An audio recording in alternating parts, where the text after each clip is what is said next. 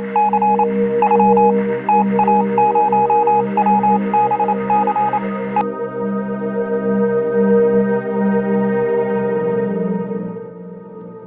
Berlin Airlift was in response to the imposed land blockade by the Soviet Union on Berlin in June of 1948.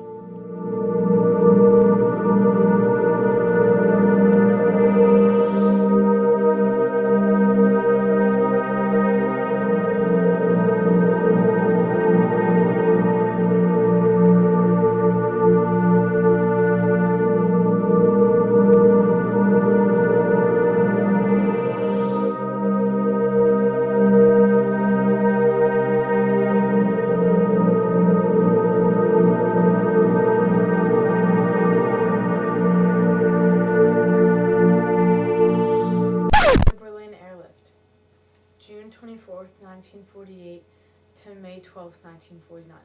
The Soviets were once allies, but then they turned their backs on them.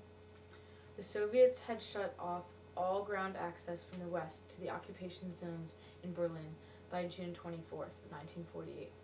The Allies, which was mostly the US and Great Britain, were helping Berlin by providing them with the necessities of life.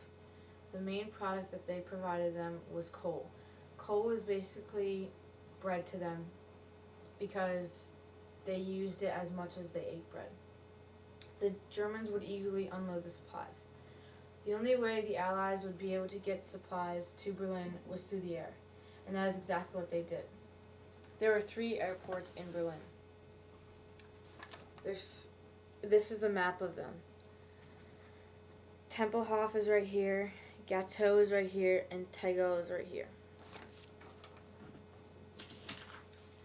Here's the map of the 4 zones of Berlin.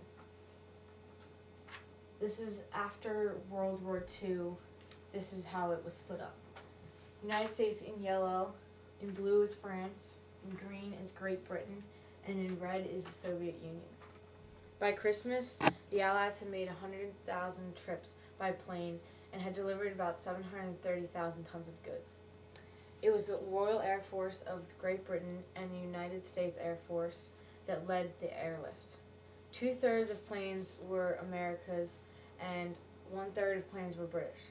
After a few months, 600 planes landed or took off from these 3 airports.